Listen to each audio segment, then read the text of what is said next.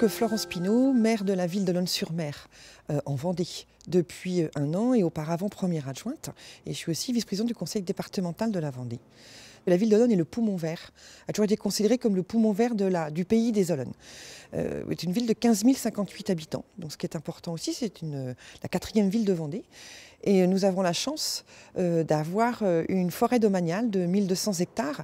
Donc c'est ce qui a fait que nous avons aussi eu ce projet-là d'énergie bois. C'est vraiment une volonté de l'équipe municipale.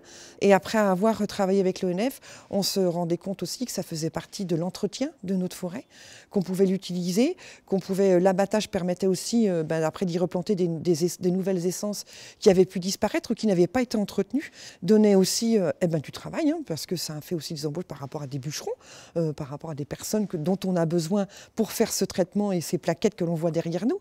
Donc nous avons installé une chaudière bois à l'EHPAD des Cordeliers sur la commune d'Olonne-sur-Mer, puisque c'est un EHPAD public de 5 000 m² en superficie, avec des étages.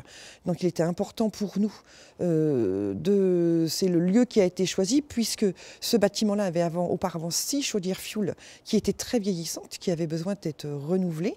Donc les études ont été lancées, nous avons fait accompagner, une collectivité ne peut pas faire ça tout seul, il faut faire ça avec des professionnels.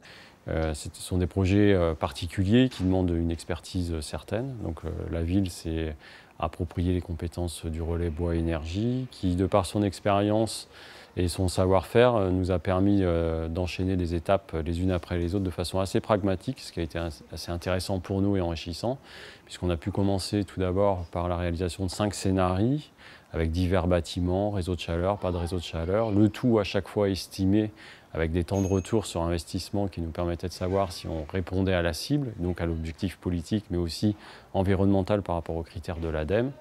Et chose importante aussi par rapport aux subventions éventuelles qu'on était en droit d'espérer. Et puis ensuite, une aide qui a été particulièrement appréciée lors du suivi des travaux, de par l'expérience du relais bois énergie, mais également dans la mise en œuvre de l'installation, sa mise en route, dirais-je, où là, le savoir-faire nous a permis d'éviter quelques écueils. On est quand même sur un établissement qui accueille des personnes âgées, il ne fallait pas se tromper et pas louper la date de mise en route de la saison de chauffe. Donc voilà, donc toutes ces étapes nous ont permis, nous, de respecter le bilan financier et puis un fonctionnement qui est optimum, puisqu'on a pu également travailler aussi sur la qualité de la plaquette en elle-même avec l'ONF et la filiale sur Paris, où différentes analyses ont été faites, différentes expérimentations ont été faites aussi au niveau de la production de la plaquette et de sa qualité et son calibrage. Donc voilà, autant d'éléments qui nous ont permis en très peu de temps, on va dire, pour un projet de ces tailles-là, de concevoir une filière bois énergie, on va dire, opérationnelle. Et aujourd'hui, on peut affirmer que tous les voyants sont ouverts, puisqu'on a atteint toutes les cibles. Je vais avoir une question pour la salle. Nous, en tant que collectivité d'Olonne-sur-Mer, nous avons la chance d'avoir une forêt domaniale de proximité de 1200 hectares.